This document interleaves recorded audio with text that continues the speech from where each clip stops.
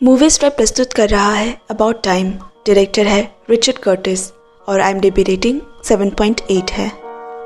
Tim lake कॉर्नवल शहर में समंदर किनारे बसे घर में रहता है। परिवार में है डैड जेम्स, जो यूनिवर्सिटी से रिटायर हो चुके हैं और अपनी ज़िंदगी चैन से जी रहे हैं।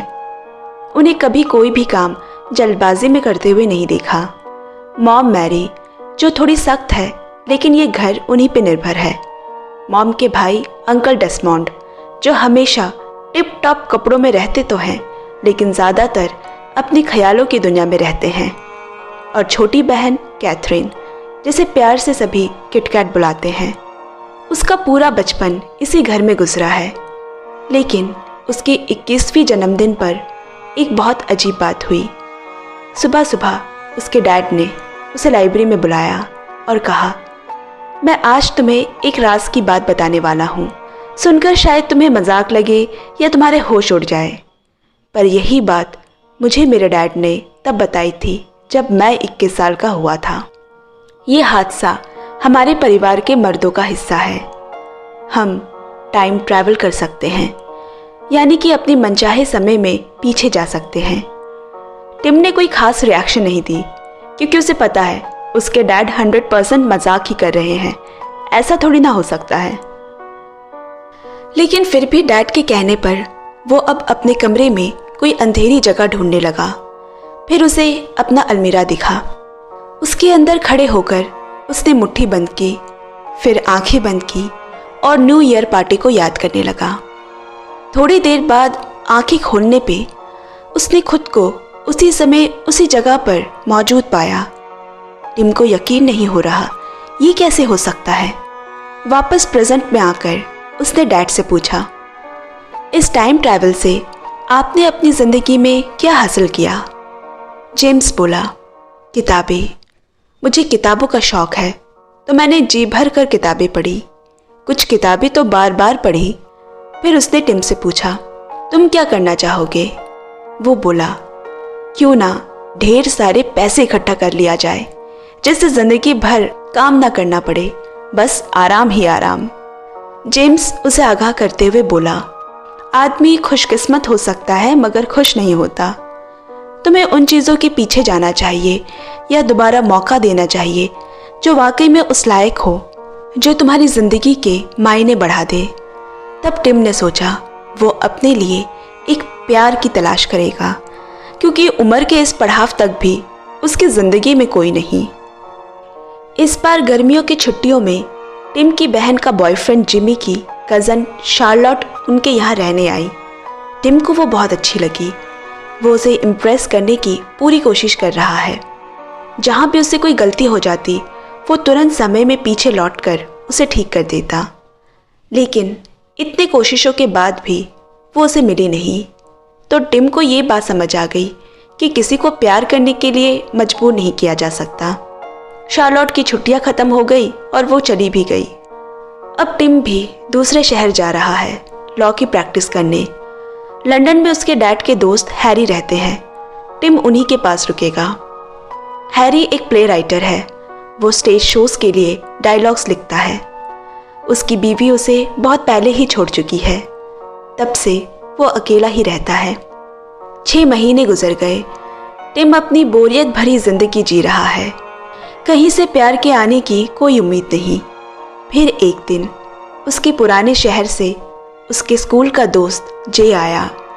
वो उसे शाम को एक ब्लाइंड डेट पर ले गया। मैं मजाक नहीं कर रही, ये सच में एक ब्लाइंड डेट है। वहाँ के सभी वेटर्स अंधे हैं। अंदर बिल्कुल अंधेरा होता है और हम सिर्फ आवाज़ से एक दूसरे को पहचान सकते हैं। तो जिस टेबल को उन्हें साथ शेयर करना है, वहाँ 2 लड़कियां बैठी हैं। टिम को मैरी के पास बैठने का मौका मिला। 7:30 से 10:30 का वक्त कैसे खत्म हो गया पता भी नहीं चला। बाहर निकलकर जब उन्होंने एक दूसरे को देखा, उसी वक्त टिम को लगा यही है वो, ऐसी ही होनी चाहिए उसे। कंधे तक आते उसके भूरे बाल, नीली आंखें। दूर खड़ी मैरी उसके पास आई। टिम ने हिचकिचाते हुए उसका नंबर मांगा। दोबारा मिलने का नया बहाना तय हुआ और फिर वो चली गई। टिम वहीं खड़ा उसे जाते हुए देख रहा है। प्यार किस शहर किस गली में तुम्हें मिल जाए, उसके आने के लिए खिड़की या दरवाजे की जरूरत नहीं। हवा की तरह है, जब चलती है तो मालूम हो ही जाता है। झूमता हुआ टिम जब घर पहुंचा, उसने हैरी का उतरा हुआ चेहरा दिखा। पता चला कि आज उसका स्टेज प्ले था, जिसमें लीड एक्टर अपनी लाइंस भूल गया, जिसकी वजह से ये शो कामयाब नहीं रहा। ये हैरी के करियर के लिए बहुत ज़रूरी था, इसीलिए आज की शाम वो शराब में डूबा हुआ है। तभी टिम ने तुरंत समय में पीछे जाकर उसकी मदद की, उस एक्टर को साइन बोर्ड्स दिखाकर डायलॉग्स याद करवाए, और दूसरे ही पल हैरी को पार्टी में सब बधाइयाँ दे रहे हैं। वहीं एक कोने में खड़े होकर जब टिम मैरी को फ़ोन लगाने के लिए उसका नंबर फ़ोन पे चेक करने लगा, तो ये क्या, उसका नंबर नहीं है। इसका मतलब जब वो समय में पीछे जाकर हैरी की मदद कर रहा था, तो उस समय वो किसी ब्लाइंड डेट पे गया ही नहीं, क्योंकि वो तो हैरी के शो में है और ना ही मैरी से कभी मिला। यानी कि अतीत की घटना में फेरबदल से भविष्य भी बदल जाएगा। टिम दोबारा भागता हुआ उसी रेस्टोरेंट पहुंचा जहां वो मिले थे, मगर रिसेप्शन में मैरी की कोई जानकारी नहीं मिली। खाली हाथ टिम वहां से मायूस होकर चला आया। ब्रेकफास्ट की टेबल पे सुबह की न्यूज़पेपर में एक बड़ी सी एडवर्टीजमेंट है। सुपर मॉडल केट मॉस 17 से 24 जून उसके करियर की एग्जीबिशन लगने वाली है।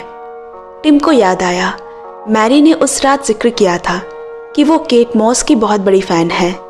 टिम पूरे हफ्ते उस एग्जीबिशन में बैठा रहा, इस आस में कि कभी तो मैरी वहाँ आएगी, और हफ्ता ख़त्म होते होते मैरी वहाँ आई। हड़बड़ाते हुए टिम ने उसे हाय कहा। फिर उसे याद आया, मैरी तो उसे जानती ही नहीं, क्योंकि उनका मिलना तो हो ही नहीं पाया। तभी मैरी का नया बॉयफ्रेंड रूपर्ट और दोस्त जोआना वहाँ आए। टिम सोच रहा है, रूपर्ट से वो पिछले हफ्ते ही मिली होगी, जब वो ब्लाइंड डेट पर अंकल हैरी की वजह से नहीं जा पाया था। वो कैसे इस समय के फेरबदल को ठीक करे। उसे एग्जैक्ट उस दिन उस समय में रूपर्ट से पहले पहुंचना होगा। फिर उसने पूछना शुरू किया, वो कब और कहाँ मिले। 17 जून को जोआना के फ्लैट में पार्टी थी। रूपर्ट वहीं मैरी से मिला। फिर टिम वहाँ से निकलकर अंधेरी सीढ़ियों पे गया, अपनी आंखें बंद की और उसी दिन उसी शाम जोआना की पार्टी में पहुंचा, जहां मैरी इतने लोगों की भीड़ में अकेली खड़ी है। मैरी वहां पहली बार टिम से मिल रही है, मगर टिम के लिए ये तीसरी मुलाकात है और उसके बारे में काफ़ी कुछ जानता है। जैसे उसे केट मॉस पसंद है। वो बातों बातों में उसे बाहर ले गया, पूरी शाम साथ गुजारी और रात भी साथ काटी। उसके बाद से वो दोनों जैसे कभी अजनबी थे ही नहीं। दिन हफ्तों और हफ्ते महीनों में बदलने लगे। फिर मैरी ने टिम को अपने पेरेंट्स से मिलाया। एक दिन हैरी के शो में टिम अपने कलीग के साथ गया है, जहां उसे उसका पहला प्यार शार्लोट मिली। शो के बाद शार्लोट ने उसे डिनर पे रुकने को कहा और फिर साथ अपार्टमेंट तक चलने को कहा, मगर टिम को पता है कि उसे ज़िंदगी में क्या चाहिए। वो बाहर से लौट आया और उसी रात आधी नींद से जागकर मैरी को शादी के लिए प्रपोज कर दिया। मैरी ने भी बिना कोई शक के हाँ कहा। अगले हफ्ते टिम उसे अपने घर कॉर्नवाल ले गया। उसके पेरेंट्स ने भी मैरी को बहुत पसंद किया और फिर आया उनकी शादी का दिन। उस दिन बहुत बारिश हुई। शाम को टिम ने मैरी से कहा, हम कोई और दिन शादी के लिए चुनते तो अच्छा होता। मैरी बोली, नहीं, आज बिल्कुल परफेक्ट दिन था। ये शुरुआत है हमारी बाकी की ज़िंदगी के आधे गीले आधे सूखे दिनों की। कुछ महीने बाद सब हॉस्पिटल में मैरी के आसपास जमा है। उनकी पोती हुई है, जिसे पोजी नाम दिया गया। आने वाली जिम्मेदारियों के लिए कोई कितना भी सोच ले, मगर पूरी तरह से तैयार नहीं हो सकता, क्योंकि जिम्मेदारी उन एहसासों का हिस्सा है जो वो पल अपने साथ लाते हैं, और जब तक वो पल नहीं आते तब तक जिम्मेदारियां भी नहीं आती। अब परिवार बढ़ने के साथ उन्होंने नया घर ले लिया, जिसकी खुशी में आज एक छोटी सी पार्टी है। लेकिन टिम की बहन किटकैट अभी तक नहीं पहुंची। तभी डोरबेल बजी। किटकैट का बॉयफ्रेंड जिमी आया है। उसे लगा कि किटकैट यहाँ पहुँच चुकी होगी। सुबह के झगड़े के बाद वो घर से अकेली निकल गई थी। जिमी कभी भी किटकैट के लायक नहीं था, फिर भी किटकैट ने इतने सालों तक ये रिश्ता निभाया। जिंदगी में आने वाली मुसीबतों के लिए हम वाकई कभी तैयार रह ही नहीं सकते। यहाँ पता चला कि उसकी बहन का एक्सीडेंट हुआ है। हॉस्पिटल में किटकैट से मिलने के बाद टिम ने जिमी से एग्जैक्ट टाइम पूछा जब वो घर से निकली थी, और समय में पीछे जाकर किटकैट को सही सलामत उस दिन घर वापस ले आया। लेकिन फिर भी वो उदास रहती है। टिम से रहा नहीं गया, उसे कुछ तो करना होगा, और तय किया कि वो किटकैट को सच सच बता देगा। उसने टाइम ट्रैवल के बारे में बता दिया और फिर उस दिन की पार्टी में ले गया जहां वो जिमी से पहली बार मिली थी। किटकैट उसे दूर से किसी के साथ फ्लर्ट करता देख रही है। फिर उसने वहीं पे उसकी ज़िंदगी के इतने साल खराब करने के लिए उसे एक घूंसा जड़ दिया। अब जो इंसान किटकैट के जहन में आ रहा है वो है टिम का स्कूल फ्रेंड जे, जो उसे पसंद किया करता था। एक बार फिर समय में पीछे लौटकर किटकैट ने उसके प्यार को एक्सेप्ट किया और अब किटकैट की दुनिया बदल चुकी है। उसने टिम की मदद से सही समय पे सही काम किया, मगर वापस आकर टिम की दुनिया में बहुत बड़ा भूचाल आ गया है। उसे घर में खेल रही भूरे बालों वाली पोजी नहीं बल्कि काले बालों में एक लड़का दिखा। टिम के पैरों तले जमीन खिसक गई। वो तुरंत अंधेरे कमरे में गया और पोजी के पैदा हुए दिन में पहुंचा। उसने अपने डैड को अकेले में बुलाकर पूछा, क्या ये मुमकिन है? जेम्स ने कहा, समय का फेरबदल जब हम करते हैं तो कुछ चीज़ें हमारे मुताबिक तो होती है, लेकिन बहुत सारी चीज़ें हमारे हाथ से निकल जाती है। और दुख इसी बात का है कि वो चीज़ें खोई तो सबने हैं, लेकिन इसका एहसास सिर्फ हमें होता है। टिम की दुनिया से पोजी चली गई। वो कभी पैदा हुई ही नहीं। वो सारे पल जिसने उसे पहली बार एक बाप बनने का एहसास दिलाया था, वो सब खो गए। टिम पोजी के साथ इतनी बड़ी नाइंसाफ़ी नहीं कर सकता। उसे समझ आ चुका है हर चीज़ की एक कीमत अदा करनी पड़ती है। उसने समय से की छेड़खानी वापस से ठीक की, और इस बार उसने वहाँ से बदलाव शुरू किया जहाँ से करना सही है। एक्सीडेंट के बाद उसने किटकैट का पूरा साथ दिया, उसे समझाया, और आखिर में वो खुद जय की तरफ मुड़ने लगी। कुछ साल और बीत गए। टिम और मैरी ने दूसरा बच्चा भी ले लिया। सब कुछ सही चल रहा है कि एक शाम फिर मुसीबत ने दस्तक दी। टिम की माँ का फ़ोन आया। उसके डैड कैंसर के लास्ट स्टेज पर है। जब टिम उनसे मिलने गया, उसके डैड को किसी बात का अफसोस नहीं है। उन्होंने वैसी ज़िंदगी जी है जैसा उन्होंने हमेशा चाहा। अपने बच्चों का बचपन साथ जिया, अपनी पत्नी मैरी का साथ, और ढेर सारी किताबें। पैसे भले ही ज़्यादा नहीं बटोर पाए, लेकिन सुकून बहुत बटोरा है उन्होंने। इसमें वो रत्ती भर का फ़र्क नहीं चाहते।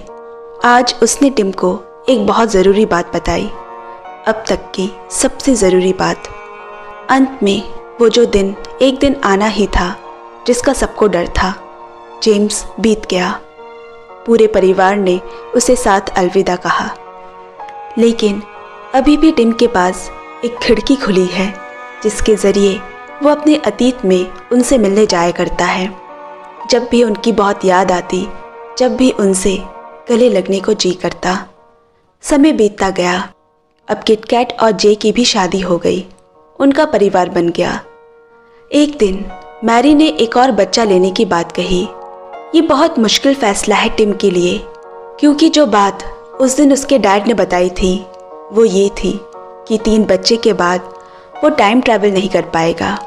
अब उसे चुनना है, वो बाकी सब की तरह ही ज़िंदगी बिताएगा या वो अब भी वो खिड़की खुली रखना चाहता है जहाँ से वो कुछ भी बदल सकता है।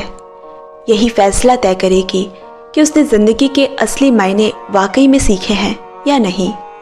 क्या वो अपने बीते कल के साथ संतुष्ट है? क्या वो जहाँ होना चाहिए वहीं पर है? और अगर उसे हज़ारों और मौके भी मिल जाए तब भी वो क्या इसी जिंदगी को चुनेगा? कुछ महीने और गुजर गए। मैरी को लग रहा है आज ही उसे लेबर पेन उठ सकता है। टिम ने थोड़ा समय मांगा। वो एक आखिरी बार अपने डैड से मिलने पहुंचा। वो उसके साथ टेनिस खेल रहे हैं। उसने कहा, आज उसके तीसरे बच्चे की डिलीवरी है। मैं अब इस तरह आकर आपको नहीं देख पाऊंगा। इतना बड़ा फैसला जो शायद जेम्स भी नहीं ले पाया था। इसीलिए उसने 2 औलाद से ज़्यादा नहीं ली, सिर्फ टिम और मैरी ही थे।